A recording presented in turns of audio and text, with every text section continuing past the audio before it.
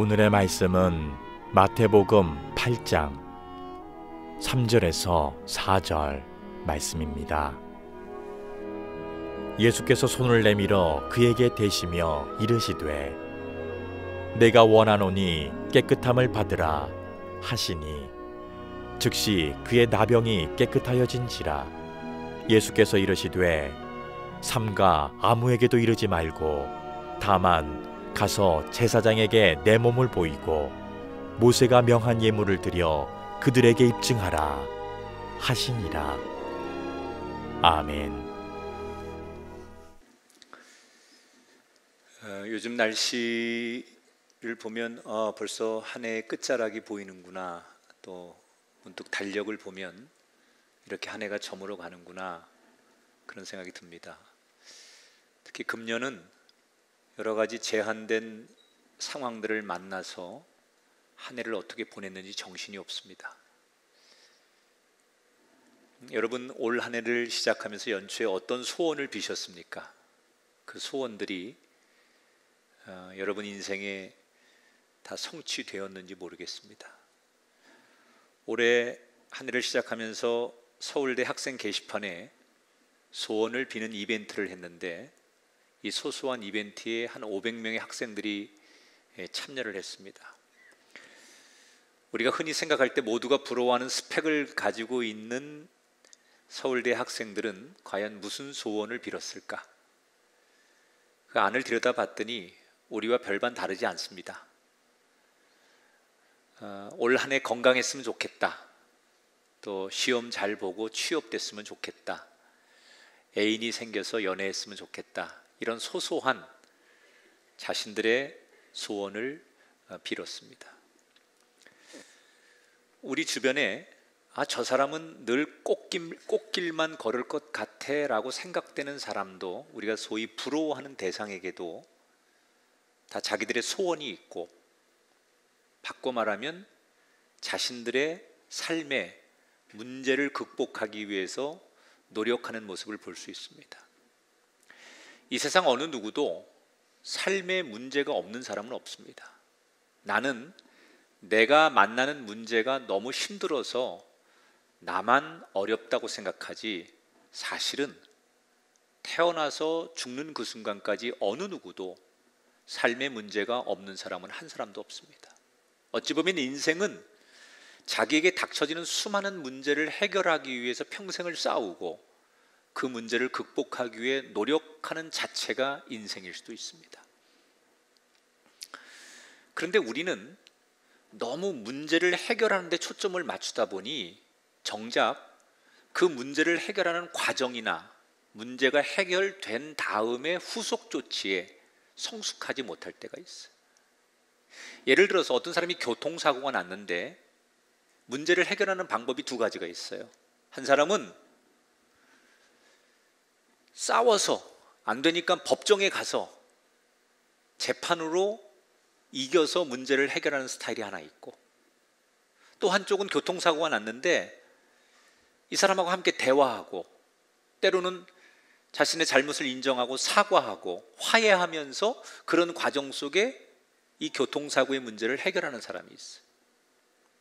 똑같이 문제를 해결하지만 법으로 싸워서 이겨서 해결하는 사람과 서로가 양해하고 화해하면서 대화해서 이겨내는 사람과 결과는 이기는 거지만 그 과정 자체는 너무나 달라요. 많은 분들이 지금도 하나님 앞에, 하나님, 우리 가정에 또는 나의 인생에 이런 문제들이 있으니까 해결해 주세요 라고 기도를 드립니다. 근데 우리가 하나님 앞에 기도를 드리는 만큼 하나님께서 바라시는 과정을 거치고 있는가? 그리고 정작 그 문제가 해결되었을 때 하나님께서 바라시는 대로 우리는 후속 조치를 하고 있는가? 저는 그런 생각을 하면서 오늘 우리가 만나는 본문을 접했으면 좋을 것 같아요. 오늘은 마태복음 8장의 말씀을 나눌 건데, 마태복음 5장, 6장, 7장은 예수님께서 산상수훈의 설교를 하신 거예요. 굉장히 긴 거예요. 이게 짧은 게 아닙니다. 3장이지만 시간적으로 오랜 시간 동안 산에서 설교하시고 제자들과 무리들에게 말씀을 가르치신 거예요. 어찌 보면 산상수훈은 예수님은 설교하시고 나머지는 듣는 거라고 생각하지만 사실은 그 이면에는 예수님 자신이 내가 말씀을 선포한 대로 살겠다라고 하는 자기의 고백적인 다짐이 이 산상수훈에 스며들어 있는 거예요. 이 중요한 사역을 마치시고 예수님께서 산에서 내려오셔서 오늘 만나는 첫 번째 사람이 그 이후에 사건을 시작하죠. 8장 1절 2절에 보니까 오늘의 이야기는 이렇게 시작됩니다. 예수께서 산에서 내려오시니 수많은 무리가 따르니라. 한 나병 환자가 나와 절하며 이르되 주여 원하시면 저를 깨끗하게 하실 수 있나이다. 자, 산에서 내려온 예수님이 첫 번째 만난 사람은 한 나병 환자가 저쪽에서부터 예수님을 알아보고 막 뛰어오는 장면이에요. 그런데 이 나병 환자가 뛰어올 때 사람들은 누구지? 라고 그 사람을 잘 모르는 게 아니라 한눈에 이 사람이 나병 환자인 것을 다 알았어요. 왜 아느냐? 예수님 당시 유대 사회에서는 나병 환자는 법적으로 굉장히 부정한 사람으로 딱 정의를 내려놨어요. 그래서 가장 인생이 저주받은 존재, 나병이라는 게 여러분 피부병이죠. 근데 이게 육체적인 질병인데 육체적인 질병으로 끝나는 게 아니라 사회적으로 종교적으로 완전히 포기된 존재예요. 제가 설교하면서 예수님 당시에 이런 나병에 대한 율법적인 걸 설교한 적이 있었기 때문에 오늘은 그 얘기는 좀 접고, 아무튼 사람들이 저 사람이 나병에 걸린 사람이다라는 것을 외모를 보고 한눈에 다 알 수 있는 거예요. 근데 이 사람이 막 예수님이 있는 무리를 향해 뛰어오는 거죠. 이때 사람들이 본능적으로 주춤거리며 뒷걸음을 치는 거예요. 왜? 그 부정한 사람이 자기들에게 뛰어오니까 혹시 접촉되거나 이 사람하고 가까이 있으면 안 되겠다고 생각하는 거죠. 이 나병은 전염성이 강한 피부병이에요. 그리고 영적으로도 굉장히 불결하다고 생각하기 때문에 누구도 이 나병 환자를 가까이 하려고 하지 않아요. 그런데 나병 환자가 자기가 이쪽으로 막 뛰어오니까 사람들은 놀라서 본능적으로 뒷걸음을 치는 거예요. 그런데 예수님만큼은 요동하지 않아요. 사람들이 놀래서 어찌할 바를 몰라 하는데 예수님은 평안히 자기에게 달려오는 나병 환자를 물끄러미 바라보고 계셨어요. 사람의 시선으로 보면 저 사람은 부정한 사람이고 사람의 시선으로 보면 감당할 수 없는 더러운 존재지만 예수님은 산상수훈에서 이미 설교하신 대로 마음에 하나님의 마음을 품고 그 사람을 보니까 사람들이 보는 시선이 아닌 하나님의 마음으로 보니까 이 사람을 맞이할 수 있었던 거예요. 이 나병 환자가 막 달려와서 예수님 앞에 그냥 납작 엎드려서 대뜸 이렇게 흐느끼며 소리를 지르기 시작해요.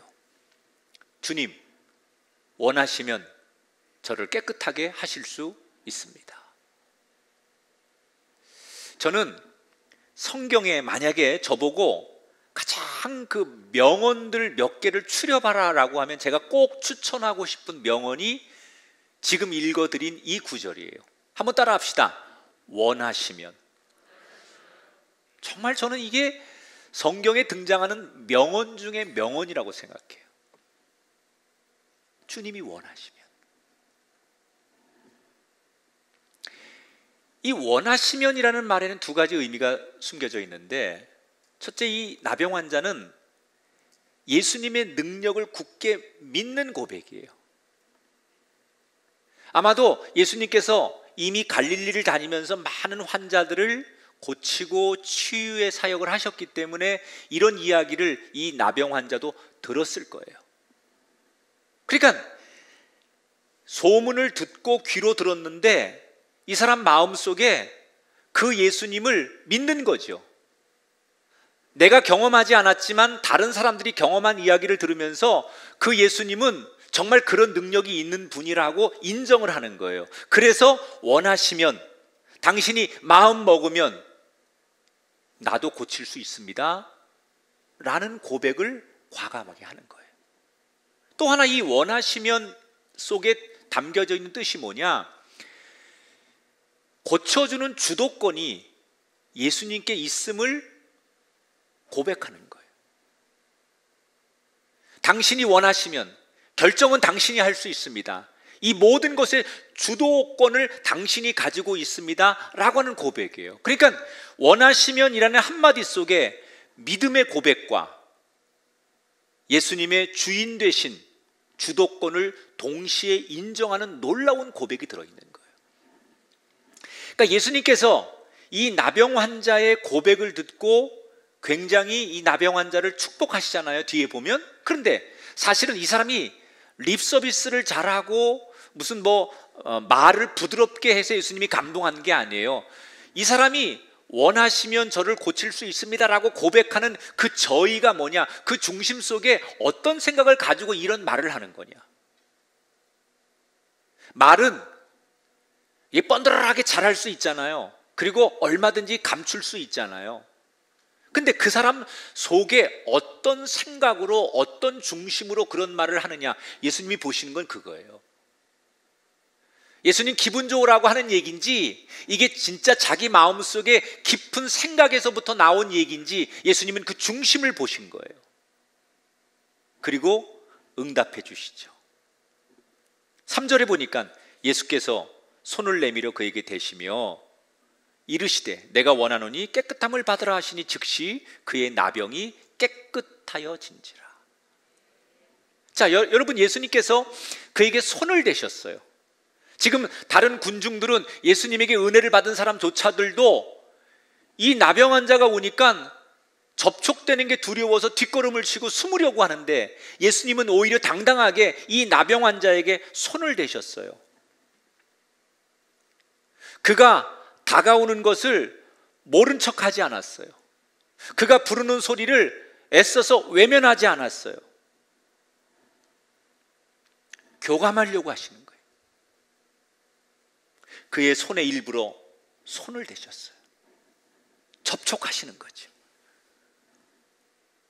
여러분, 이거는 마지못해서 그냥 의무로 하는 게 아니라 내가 정말 적극적인, 내 마음에서 우러나와서 어쩌면 나를 좀 희생해서라도 너를 위해서 내가 할 수 있는 사랑의 표현일 때 할 수 있는 행위가 손을 대는 거예요. 예수님께서 이 나병 환자에게 손을 댔다는 것은요, 사람들이 나병 환자에게 이 접촉이 되면 이 나병 환자가 가지고 있는 병이 나에게 전염된다고 생각하잖아요. 근데 예수님은 거꾸로예요. 예수님의 정결함이 이 나병 환자의 부정함에 손을 대면 부정함이 이 정결함으로 다 들어오는 거예요. 이게 여러분 영적인 원리예요. 다시 말하면 오늘 우리가 가난과 질병과 인생의 문제, 우리가 주홍 같은 붉은 죄가 있을지라도 보혈의 은혜가 덮어지고 주님의 손이 우리에게 임하고 성령께서 우리를 만나주면 그 주님의 온전함이, 주님의 정결함이 나의 죄성, 나의 그 악함 또는 나의 불결함, 이런 모든 것들을 가져가는 거예요. 사람은 부정함이 접해지면 그 부정함이 나에게 전염되지만 온전하신 주님이 나의 손을 터치하시고 내 인생을 터치하면 나의 죄성과 나의 연약함이 그 정결함 앞으로 옮겨지는 거예요. 십자가에게 나의 모든 걸 맡길 때 나의 지나온 죄와 연약함과 부정함은 그 정결함 앞에 온전히 나아가기 때문에 내가 거듭나지는 거예요. 여러분, 오늘 저는 여러분의 인생 속에, 가정 속에 주의 보혈이 덮어지는 인생이 되길 축복합니다. 여러분의 삶의 자녀에게 오늘 또는 여기 육신의 질병과 많은 아픔과 절망을 가지고 사는 성도들에게 오늘 주님이 이 마태복음 8장에 그 나병 환자에게 손을 대셔서 그의 전염성 강한 부정함을 정결함으로 옮겨 오신 것처럼 여러분 인생의 불행과 절망과 아픔이 주의 정결한 손의 은혜로 옮겨지는 은혜가 있게 되길 주 이름으로 축원합니다. 예수님께서 말씀으로 선포하셨어요. 여러분, 이 말씀이라는 것은 우리가 오늘 이 설교를 듣는 걸 우리가 말씀을 듣는다고 하잖아요. 이 주님의 말씀은 성취하는 힘이 있어요. 그래서 창세기 1장에 보면 하나님이 말씀할 때 말씀이 창조권을 가지고 있듯이 여전히 신약 시대에도 예수님의 말씀은 성취하는 힘이 있는 거예요. 그래서 그 하나님이 주시는 성취의 힘이 예수님을 통해서 바다가 잔잔해지라고 하면 파도가 잔잔해지는 거고, 귀신이 떠나가라 하면 귀신이 떠나가는 거고, 질병을 향하여 내가 깨끗하여질 거다라고 하면 그 성취하는 주님의 말씀 때문에 능력이 나타나는 거예요. 오늘 말씀을 듣는 여러분에게 들리는 말씀이 귀로 들리는 말씀이 아니라, 여러분에게 그냥 상식으로 들리는 말씀이 아니라 하나님께서 여러분을 일으켜 세우고 회복시키시는 성취의 말씀, 창조의 말씀으로 들려지게 되기를 주님의 이름으로 축원합니다. 예수님 말씀 한마디에 이 나병 환자의 피부가 깨끗하게 완치되었어요. 여러분, 이 사람이 지금 고침을 받은 기적의 주인공이 되는데 가장 결정적인 키포인트가 뭔가요? 하나님께 인정받는 거예요. 무슨 앞에 달려 나오고 무릎을 꿇고 어떤 형식으로 제사를 드리고 율법에 의해서 예수님을 만나는 게 아니에요. 그 모든 것은 그 과정 속에서 하나를 도출하기 위한 행동이에요. 그게 뭐냐? 하나님께 인정받는 거예요. 하나님이 원하시면이라고 고백하는 그의 중심 속에서 왜 저가 그런 고백을 하는지 그 마음의 중심을 보시고 그의 믿음을 인정하셨기 때문에 그가 고침받았다는 거예요. 우리 인생의 제일 중요한 건 하나님 앞에 인정받는 거예요. 여러분, 우리가 세상에서 인정받는 노력 이상으로 하나님께 인정받는 것이 우리 삶의 목표가 돼야 됩니다. 그 누구도 우리가 살아가는 인생 속에서 하나님이 그를 인정하면, 하나님께서 그의 공동체를 인정하면 그의 삶에 올가매던 모든 문제가 단번에 해결되는 것을 믿으시기 바랍니다. 근데 우리는 점점 사람에게 인정받으려고, 사람에게 평가받으려고 하나님 한 분께 인정받는 것을 놓칠 때가 많아요. 이 나병 환자에게 제일 중요한 건 사람들의 평가가 아니었잖아요. 그분의 인정을 받는 거예요.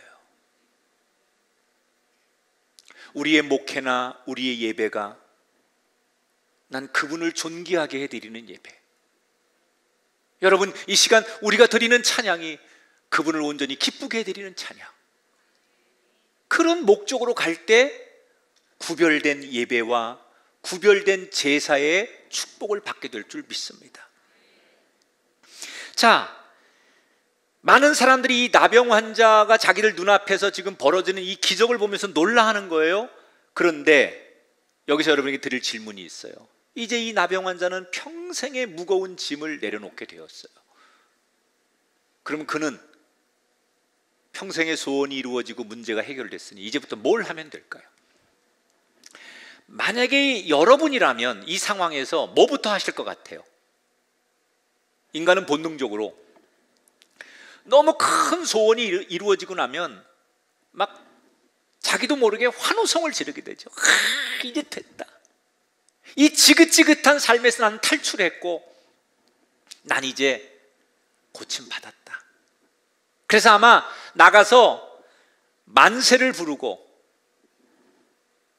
환호성을 지르고 기쁨을 드러내는 행동을 하겠죠, 대부분.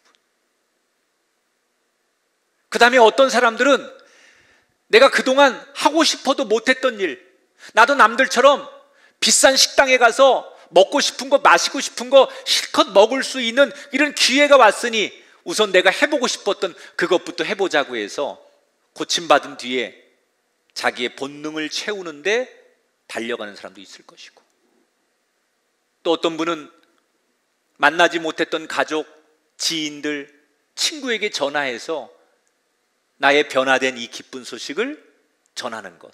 되게 우리가 어떤 큰 문제가 해결되면 이런 것 안에서 문제 해결 뒤에 나타나는 모습들일 거라는 거예요. 자, 이게 당연한 거라고 우리는 생각하는데 오늘 성경에 보면 하나님은 전혀 그렇게 생각하지 않아요. 우리가 문제를 해결받았기 때문에 기뻐하고 도취하고 만세를 부리고 우리가 하고 싶은 일을 해도 이제 그럴 자격이 있어 라고 하나님 말하지 않아요. 아무것도 하지 말고 오직 한 가지만 하라는 거예요.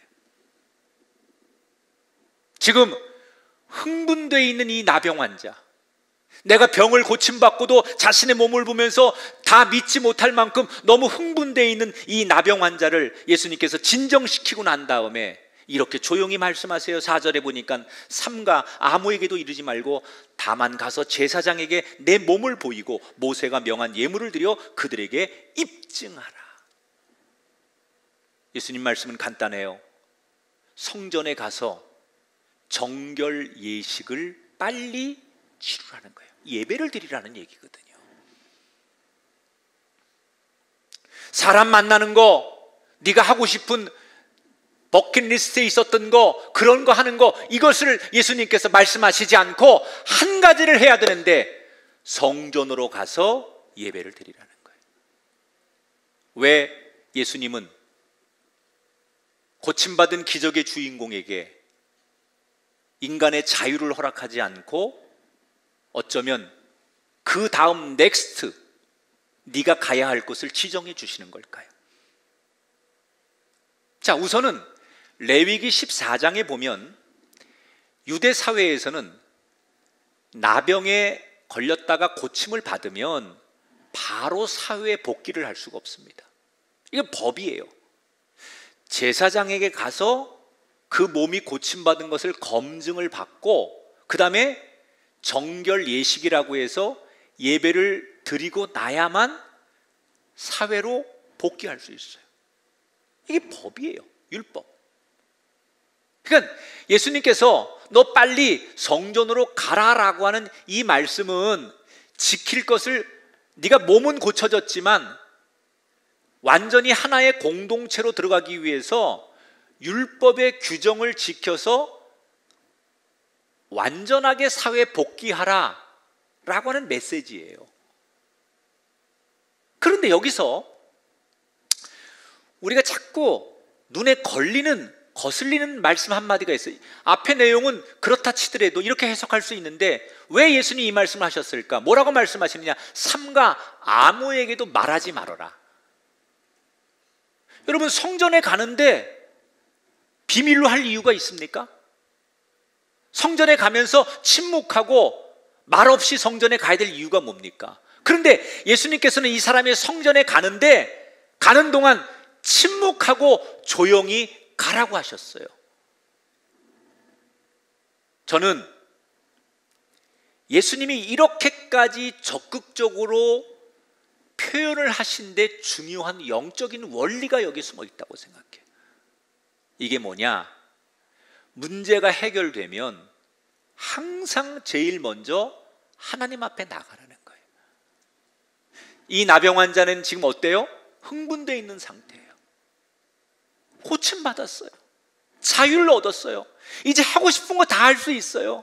옛날에 내가 아니에요. 꿈에도 소원을 이루었어요. 그래서 그는 자신이 평상시에 갖지 못한 최고의 흥분된 상태예요.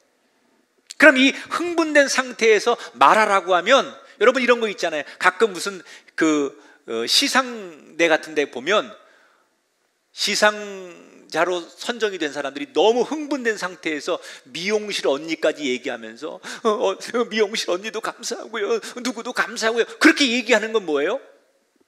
가장 나한테 평상시에 고마운 사람들이 마음에 있었다는 거예요. 사람도 누구의 도움을 받아서 문제가 해결되면 당연히 나를 도와줘서 이 문제를 해결하게 한 사람에게 그 기쁜 소식을 제일 먼저 알리는 게 도리인 것처럼 이 나병 환자는 주님 원하시면, 다시 말하면 하나님이 자기를 고쳐준 거예요. 당장이라도 인간적으로는 사람도 만나고 이웃들에게 가서 이 기쁜 소식을 전하고 하고 싶은 일도 많이 있지만 내 병을 고쳐준 분이 하나님이기 때문에 당연히 그 은혜를 잊지 않기 위해 하나님 앞에 나가는 것이 마땅하다는 거예요. 우리가 여러분 문제를 해결한 이후에 곧 넥스트, 그 다음에 첫 걸음이 굉장히 중요해요. 많은 사람들이 가난했다가 부자가 되고 무명이었다가 스타가 되고, 오히려 사람이 가난하거나 무명일 때, 문제가 있을 때 사람이 순수하고 그 한 가지에만 바라보니까 사람이 괜찮고 누구 얘기도 잘 수용하고 문제가 없었어요. 근데 이 사람이 문제가 해결되고 나서 돈이 많아지니까 교만해지거나 스타가 되니까 아나무인이 되거나 자기 기분대로, 자기 주어진 대로 살다 보니 오히려 가난하고 무명일 때보다 훨씬 더 그의 인생은 불행으로 평가되는 사람들이 얼마나 많은지 몰라요. 신앙생활하는 우리 교인들이 가장 여러분 교회 하나님 앞에 적극적일 때는 언제냐? 문제 있을 때예요.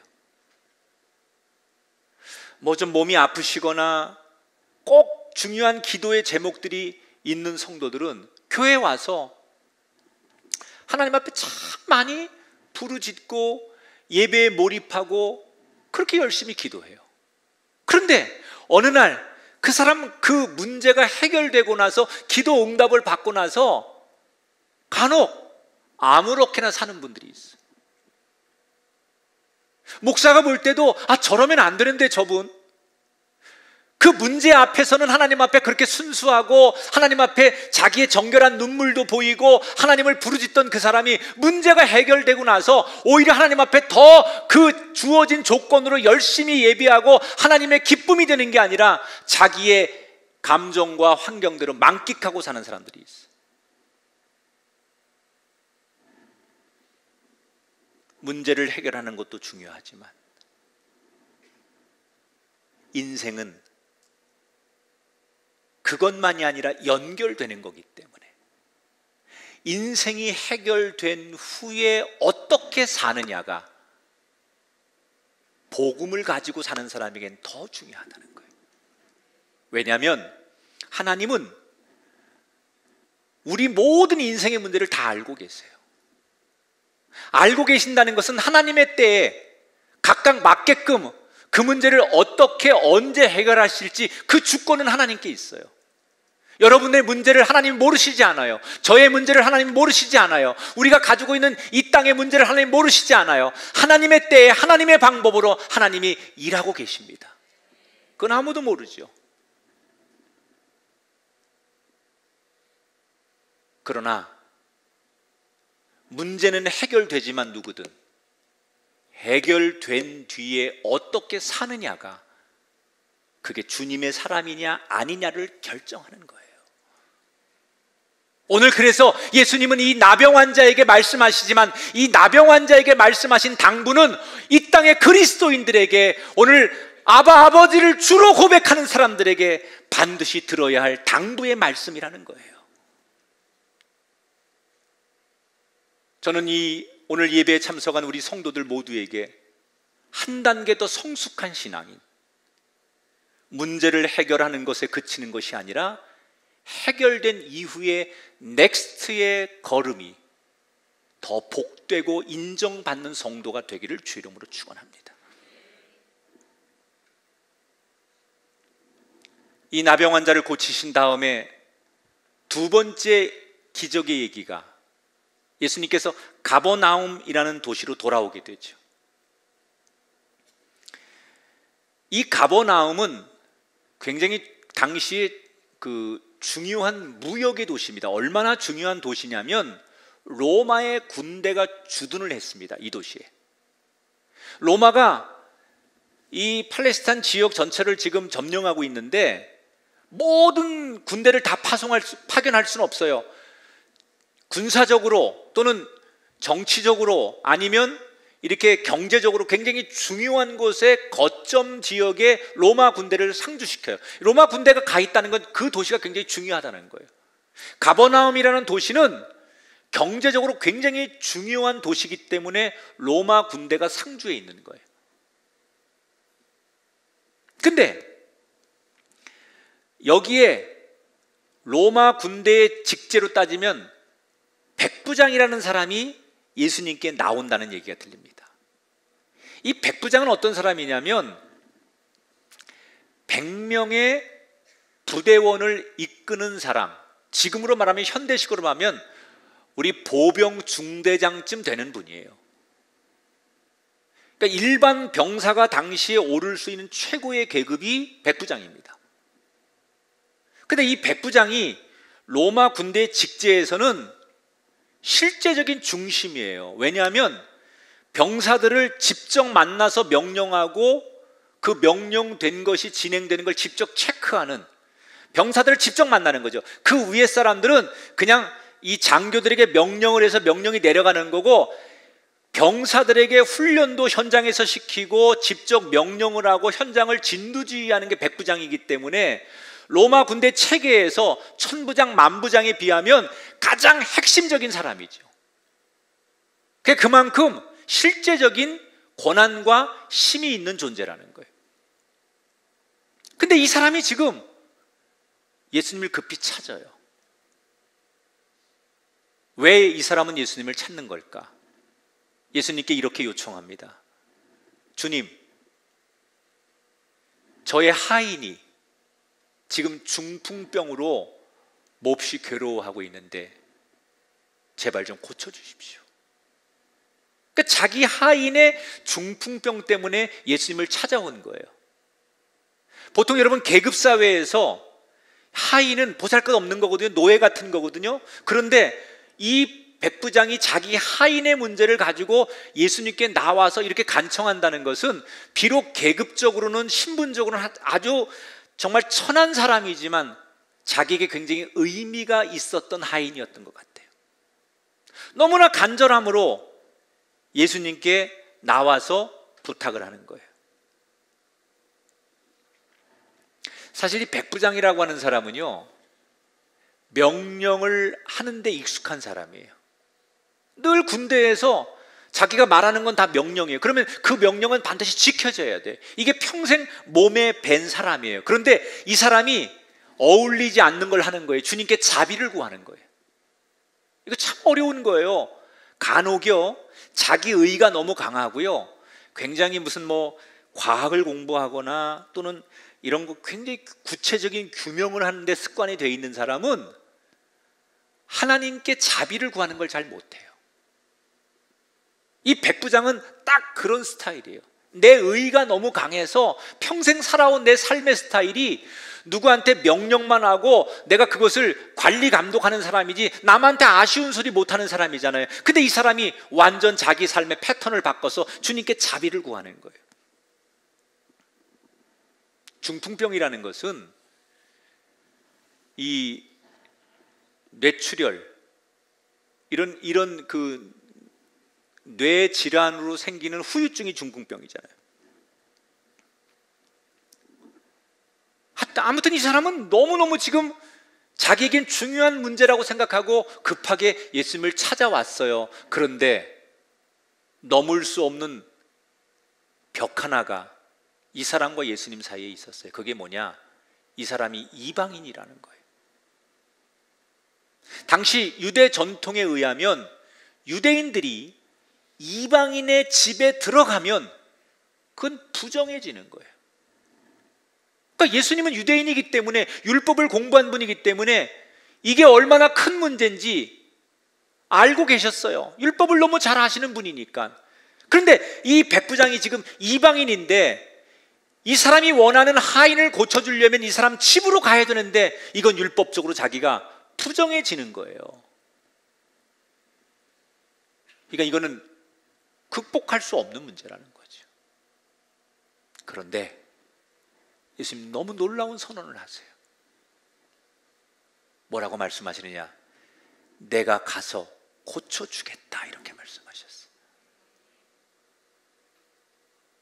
법을 넘어서 지금 사람 대 사람을 만나는 일이 더 중요하니 내가 친히 너의 집에 가겠다는 거예요. 이 말을 들은 주변의 제자들과 많은 예수님을 따르는 율법을 아는 사람들이 자기들이 더 긴장하는 거예요. 왜? 이 행위 하나로 예수님이 엄청난 후폭풍, 엄청난 구설수에 오를 걸 다들 알고 있었기 때문에, 예수님이 얼마나 어려워질 수 있다는 걸 다들 알고 있었기 때문에 예수님을 사랑하는 사람들은 예수님의 이 파격적인 선언 앞에 어찌할 바를 몰라 하는 거예요. 예수님은 왜 그러셨을까요? 왜 이 엄청난 후폭풍을 몰고 올 걸 알면서 그렇게 말씀하신 걸까요? 이유는 간단해요. 사람들의 시선으로는 이방인이다 라고 평가되면 눈으로 보이는 이방인은 배척하고 함께하면 안 되고 법으로는 그들을 밀어내는 게 맞아요. 그래서 이 이방인들을 우습게 생각하는 게 사람들이 갖는 시선이에요. 그런데 하나님의 눈으로 보면 사람들은 자기 눈으로 피부색이 다르고 민족이 다르기 때문에 그렇게 밀어낼 수 있지만, 하나님의 눈으로 보면 하나님이 창조한 피조물은 똑같은 거예요. 이방인도 하나님의 피조물이기 때문에 하나님께서 사랑하시는데, 내 눈으로 보지 않고 하나님의 눈으로 보니까 그 이방인까지도, 너무 절절한 그 사연까지도 예수님은 담을 수 있었던 거예요. 꼭 굳이 여러분 모든 사물을 우리의 상식의 눈으로만 보지 말고 하나님의 마음으로 봐보세요. 여러분도 그러시겠지만 저는 요즘 이 떠나가는 가을이 너무 아쉬워서 날마다 하늘 보고 저 단풍을 보면서 가지마. 그러다 보니까 저절로 시인이 되는 거예요. 그 구름을 보고 이 자연을 보니까 내가 평상시에 늘 보던 건데, 정말 그런 마음으로 보니까 낙엽 하나에 메시지가 있고 구름 하나가 작품이고 그런 거예요. 어떤 눈으로 보느냐가 달라지는 거예요. 하물며 하나님의 마음으로 모든 사람을 보고 하나님의 마음으로 세상을 보면요, 여러분이 보는 게 달라집니다. 여러분 발견하는 게 달라집니다. 여러분의 눈으로 보니까 세상이 살만한 세상이 아니고 세상이 억울한 거고 내가 뒤떨어진 것 같고 희망이 없는 거예요. 하나님의 눈으로 보면 여러분이 보지 못하는 것을 보게 되는 은혜가 있을 줄 믿습니다. 예수님이 가자, 그리고 먼저 방향을 잡으시니까 백부장이 깜짝 놀라 예수님 앞을 가로막습니다. 그리고 드디어 이 백부장이 엄청난 얘기를 하는 거예요. 8절을 볼게요. 백부장이 대답하여 이르되 주여, 내 집에 들어오심을 나는 감당하지 못하겠사오니 다만 말씀으로만 하옵소서. 그러면 내 하인이 낫겠습니다. 집에 오지 말라는 거예요. 말씀만 하셔도 내 하인이 나을 수 있다는 거예요. 자, 백부장이 왜 간다고 하는 예수님을 굳이 가로막으면서 오실 거 없다고 말씀했을까? 왜 예수님 오지 못하게 막은 걸까? 어떤 성경을 연구하는 학자들은 이 본문을 이렇게 현실적으로 해석해요. 이 이방인인 백부장도 예수님이 자기 집에 오면 어떤 곤란한 일을 겪을 걸 이 백부장도 알고 있었다는 거죠. 그래서 이 사람은 예수님을 배려해서 예수님이 자기 소원을 들어주기 위해서 자기 집에 들어오는 순간 어떤 어려움을 겪을 걸 알았기 때문에 그 예수님에게 어려움을 드리고 싶지 않아서 예수님을 배려해서 오시지 말라고 한 거다. 물론 그런 해석도 현실적으로 일부 가능성이 있어요. 하지만 진짜 이유는 다른 데 있는 거예요. 이 백부장은 군인이에요. 당시 계급사회에서 군인은요, 비상사태 때에는 내 사정이 급하고 상황이 돌변하면요, 그냥 군인의 법으로 자기들의 스타일로 문제를 해결하는 거예요. 예를 들면 뭐 율법이고 뭐 이런 거 다 소용없어요. 전통 이런 거 소용없어요. 자기 부하들을 시켜서 예수님 잡아와.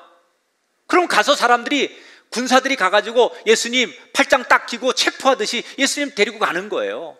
강제로 끌고 가는 거죠. 얼마든지 그렇게 해도 누가 말할 사람이 없습니다. 그런데 백부장은 그렇게 할 수 있는데 예수님을 정중하게 자기가 초대해 놓고 왜 자기 집에 오지 말라고 한 걸까? 여기 정말 중요한 포인트가 있어요. 먼저 주님을 경배하라는 거예요. 경외하라는 거예요. 여러분, 이 백부장의 말 속에 특별히 주목할 부분이 하나 있는데 그게 뭐냐면, 따라합시다. 다만 말씀만 하옵소서. 이게 굉장히 중요한 핵심이에요. 다만 말씀으로만 하옵소서. 이게 어떤 뜻이냐면, 자기는 군인이에요. 군인은 상관이 부하에게 명령하면 그 명령이 이루어지는 게 당연한 거예요. 말씀만 하십시오라는 얘기는 명령만 하십시오 그 얘기예요. 이 얘기는 어떤 뜻이 숨겨져 있는 거냐면, 예수님은 하나님의 아들이십니다. 당신은 메시아입니다.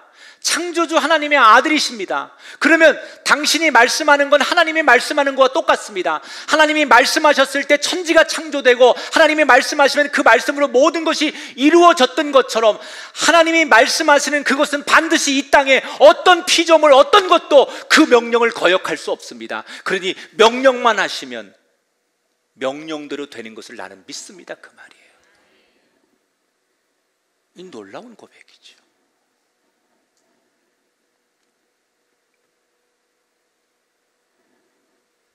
이 백부장에게는 자기 군대의 어떤 상관보다도 최고 권위 있는 최고의 지도력을 가진 상관으로 예수님을 바라보는 거예요.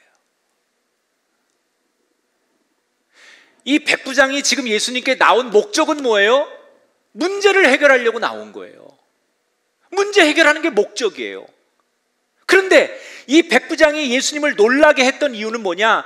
문제를 해결하려고 하는데 급급한 것이 아니라, 문제를 해결하는 이면 속에 예수님을 경외하고 예수님을 높이고 예수님을 인정했다는 거예요. 예수님은 그 중심을 보신 거예요. 그래서 예수님이 선언하시죠. 예수께서 이르시되 내가 진실로 너희에게 이르노니 이스라엘 중에 아무에게도 이만한 믿음을 보지 못하였노라. 가라, 내가 믿는 대로 될지어다 하시니 즉시 그 하인이 나으니라.